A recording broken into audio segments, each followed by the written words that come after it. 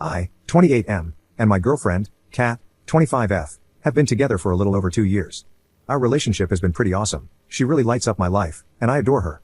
Yesterday, I was helping Kat move to her new house. Everything was normal until the bottom of the box that I was carrying up to her room fell through, and it all ended up on the floor.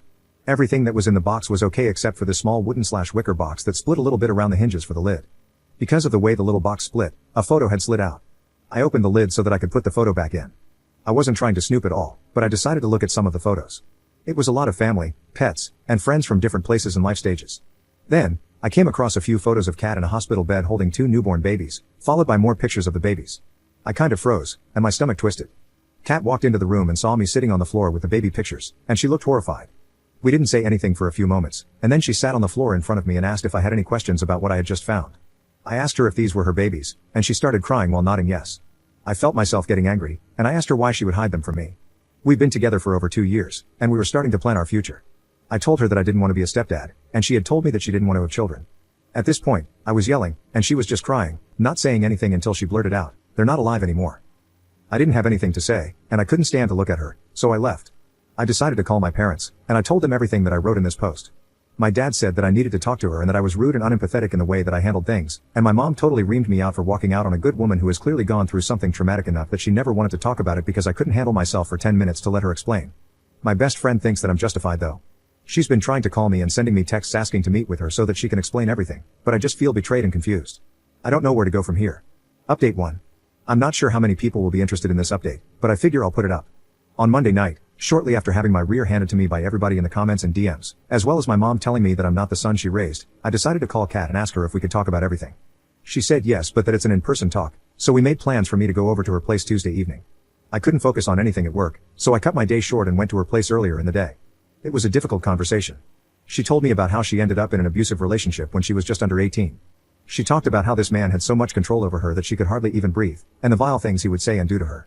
Eventually, he got her pregnant by force, and she wanted to terminate, but he basically locked her inside until she was too far along to do anything about it. The twins were born, and she knew that she needed to escape with both of them. She played happy family and did her best while she made arrangements and healed physically. Having twins gave her an excuse to have her mom come around to help with everything, including documenting and escaping. Everything was ready to go when the twins were 1 year old, and Kat was 20. He figured it out towards the end, and when he realized he wouldn't be able to stop her, he unalived the kids, tried unaliving her, and unalived himself. She told me about the guilt she felt in so many ways, from wanting to terminate them to begin with, to having kids with the wrong person, to not being able to get them out safely, and why she deserved to live when her babies didn't. She went through a ton of therapy and was eventually able to get to a good place and start living again, thriving honestly. She said that she didn't think she could love again, and she fell in love with me unexpectedly, so she never thought about how she would share this part of her past with a new partner. She found it easier and safer to just never bring it up but apologized for not telling me sooner. I told her that she has nothing to apologize for and that my initial reaction was unjustified. I should have stayed and talked to her. I shouldn't have raised my voice at her. Everything I did was wrong, and I am so sorry for not being a better partner and a better man. She's told me that she needs some time and space to figure out where she wants to go from here because she didn't like how I reacted to the news, and she sees me differently now. I messed up, and now I might lose the most incredible woman I've ever known. I'm terrified, and I just want to go to her, hold her, and beg her for forgiveness, but I know that will only make her feel smothered. To address some of the comments in my original posts, I never asked her if she had kids. I only asked if she wanted kids, to which she said no. She never lied, she just left out the horrible passing of her children, which I now understand. Thank you to everybody who was rightfully brutal and honest. I'm not sure where our relationship will go from here. Update 2. Hey, not sure if there's anyone still keeping track of this, but it's been around 17 months now, and we have both moved on. For over a month after my last post, I waited. I waited for her to speak to me again, hoping she could forgive me and we could move on together. In mid-December, she called me and told me that she wanted to talk. I was ecstatic and raced over to her place, only stopping to get flowers on the way. When I arrived, she let me in, and I saw that she still had not finished unpacking. In fact, it looked like she never even started. She noticed me looking around and told me that she's moving in with her brother, who lives in another province, and that she doesn't want to be with me anymore. I begged and pleaded, telling her that she meant everything to me and that I would do anything to make things right. However, she stayed quiet, only shaking her head before saying that she doesn't feel emotionally safe with me anymore. She told me that if I had reacted differently when I found out about her lost twins, then she would have been able to move past this with me. But my reaction told her everything she needed to know. You made my traumas about you and your backwards feelings and reacted explosively over something that has nothing to do with you. How could I ever trust you to work through anything difficult? Then she asked me to leave. I put the flowers on the counter and left. A week later, she texted me to tell me she had a box of my things and I needed to come get them. When I arrived, the door was unlocked, and I walked inside. The house was completely empty aside from a box with some of my clothes, pictures, trinkets, and gifts, all memories of us. The flowers I brought her were wilted with a note that read, "Lock the door when you leave." Fast forward a few days, it's Christmas Eve, and I went over to my parents' place. We had a quiet evening, and as per tradition, my siblings and I stayed the night. On Christmas morning, I texted Kat to wish her a Merry Christmas, but the bubble turned green. I was blocked. Later that evening, my mother left the room and called Kat to wish her a Merry Christmas. Previously, I did tell my parents that she had kids that passed away, how I found out by accident, and what my reaction was, but I never gave them all the details that came from my second conversation with Kat.